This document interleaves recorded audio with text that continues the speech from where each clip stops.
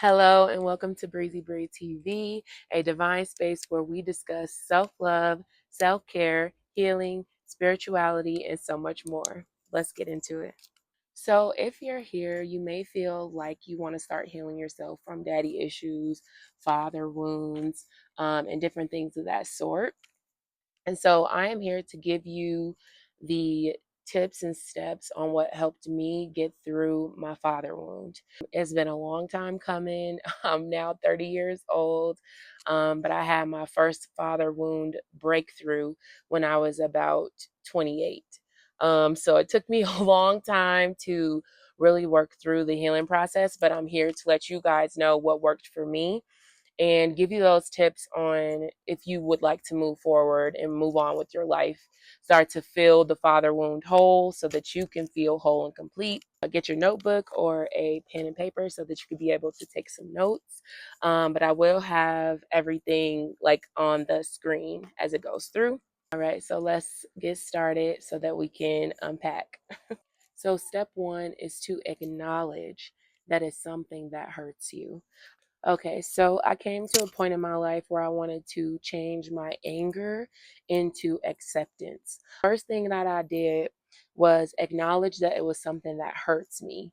I started to realize that me watching, like, if I would watch daughter and father videos or something like that, I would get a little triggered. Like, I started realizing, like, dang, I'm getting a little sad and a little bit, you know, how when you see a healthy relationship, when you see a healthy relationship with a daughter and father, it started being like not jealousy, but a little bit of sadness and feelings of unhappiness. Like sometimes when I would see videos like that, it would hurt me to see those videos. On Father's Day, I used to get triggered. And then also, anytime I would have issues with my son's dad, I would get very triggered. Starting to bring realization to those triggers is the first thing that made me realize, okay, it's time that I need to heal from this because I don't want it holding me back anymore, and I don't want it having me fearful anymore. So that was the first step, and sometimes that's the hardest step because we want to stay mad, like we want to just say, you know what, no, if they weren't there, I don't care, you know, whatever. But whole time deep inside you wish that that was different, and you know that you did have a healthy relationship with your dad. So step two was to feel it. So feel it, cry, journal, be able to name your emotion. So if you are angry, be able to say, this made me angry. And you know, if it did make you sad, let yourself really feel those emotions that the inner you, the inner child felt as a kid.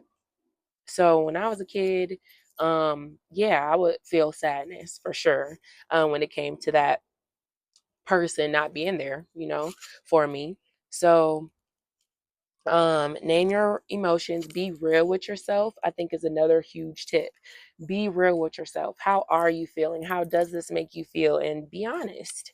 And even if it's something that you think would be a horrible feeling, still just acknowledge that that's how you felt and open your heart for your inner child to speak. The little you, give them a moment to have the mic and speak. Step number three is to get support. So that either that's with a therapist, that can be with a very trusted friend. If you feel comfortable with speaking to your mom about it, that's another person that you can speak to. I didn't talk to my mom really about it until I was 28. It took me a long time to get the courage to ask her questions about my dad. So you just have to kind of work through it, trust the process. And next, the other thing you can do as well as get support. I have a Healing My Father Wound workbook. This workbook is going to ask you all the questions that you may not know. So sorry about that, y'all. Literally everything is trying to stop me from getting this message out, but I have to trust and just keep going because seriously, now my phone is not working anymore, so I had to switch to my iPad. But anyways, so the Healing My Father Wound workbook is my workbook that I created. These are a a lot of different questions that I had to ask myself when I was going through the beginning stages of my healing journey. So these questions are going to ask you those harder questions that you may not be sometimes not ready to answer. So this workbook is definitely a process. So take your time and focus on your healing. Focus that you're healing for you. You know, you are healing for forgiveness for yourself and forgiveness for the absent father. Okay, so just to give y'all a little insight into the workbook, I'm going to read a couple one or two of the questions out of the book. Okay, so one of the questions, is it hard for you to let go of the pain concerning your father and why? That question is a question that you will have to think about. You'll have to dig deep, you'll have to soul search and really think about it, you know? And another question here is write a letter to your dad. Let out all of your feelings. So that could be any good thing, any bad thing, anything. Just put it in and, you know, begin to release. So this workbook is a huge asset to beginning that journey and being real with yourself and asking yourself those questions that your inner child needed the answer for, you know? And now it's starting to get so windy. Okay, and then step 4 is to realize that you're not alone. There's a lot of other men and women who are going through this, who are feeling this, and they just haven't turned to start their healing process. So now that we're starting and we're beginning to move towards healing, we can all thrive together. My intention for this workbook was for first off healing to take place because it took place within me and it has made me feel so whole. It has made me feel complete now that that is a part of me that I've healed, that I've taken the time to heal. You know, I took the time, I worked hard to get through this. So this workbook is just all of my pain, tears, and hurt, like all the questions I had to ask myself to get through it. So this is a great like foundational tool that you can use to begin the process of releasing. Okay, so the next thing is to have grace and compassion with yourself. This is hard work. This is something that you're pulling out of you from years ago. Usually it starts in childhood, you know, especially men. I feel like men need this the most. Men need this book the most because it's hard. I feel like it's more of a heartbreak from a man's perspective. Yes, it is heartbreaking for me, but for men especially, this is something that I wanted to put in the light. Like there are a lot of men that feel like they can turn to someone else when their dad is not around. They can get that father figure from someone else, and sometimes that leads down a bad path. Um, or getting that burden of feeling like you're the man of the house and so you just do anything to make ends meet and not to see your mom struggle and different things like that. um, Teenage boys, adult men need this, they really do, because when our men become healed, our men, it can change, it could change the world, like it could change a lot of things. I feel like it will result in less crime, less violence. They'll feel whole, won't feel like they have to turn to bad choices and bad decisions because of it, you know. A healed man, I feel like, is a man that can find happiness, that can really find true happiness when you begin to heal and get past really hard challenges that happened in life. Even me, I used to be hurt by it as a kid, like, you know, feeling like, dang, where's my dad? I can't even go to a daddy daughter dance. So who's gonna walk me down the aisle? Like, where are you? These are questions that I used to ask and wonder to myself, like, if I ever saw him again, I would say, where were you? Where are you? Why were you not there? These are questions that kids usually think. So to get to the root of that, I feel like this is a good first step. So teenage boys and adult men, I feel like, are really what I was rooting for with this, as well as, of course, women, but especially women of color.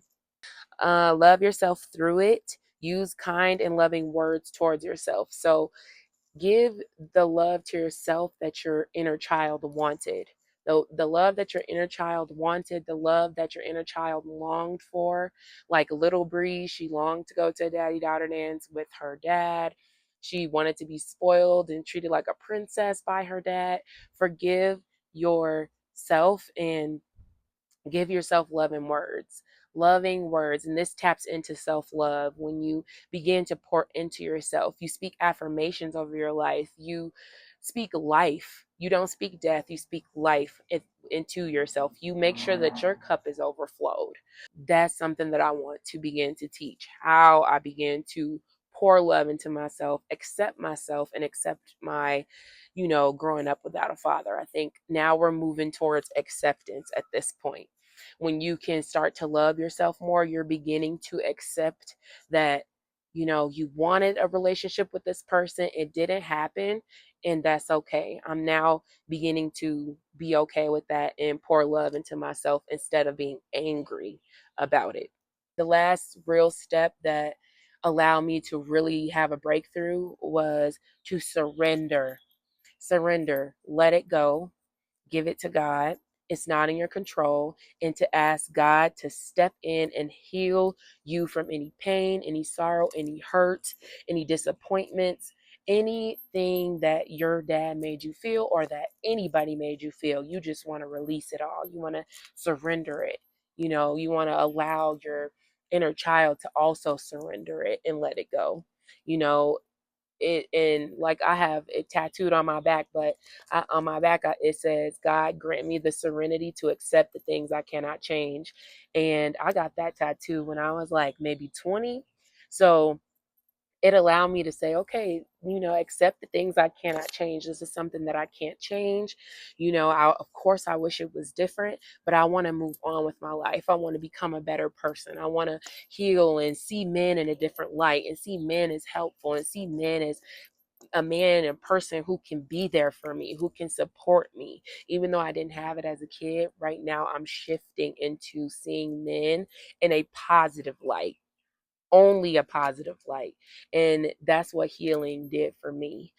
Now I can be open to receive. I can be open to receive support from a man, receive help or, advice even from a man, and trust it.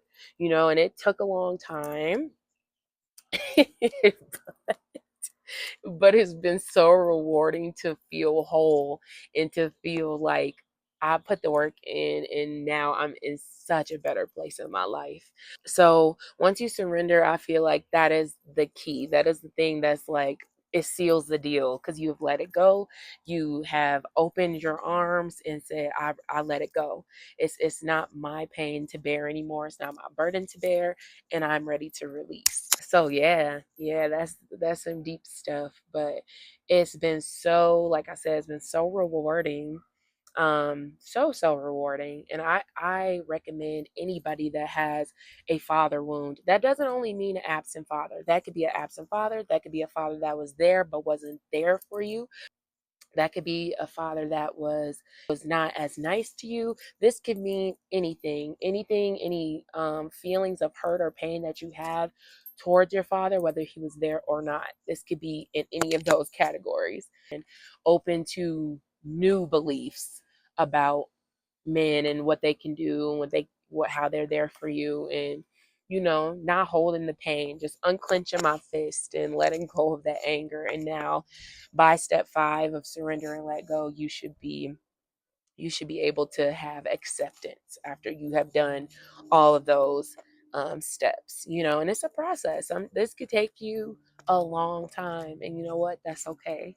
That's the step number 5. I have been been through it trying to film this. So that is the end of my video. Let me know in the comments what you guys thought about these steps. And let me know if you've started your father wound healing journey. My workbook details will be in the description box as well as the pinned comment below. Don't forget to like, share, and subscribe if you feel called to. And thank you so much for watching. Namaste.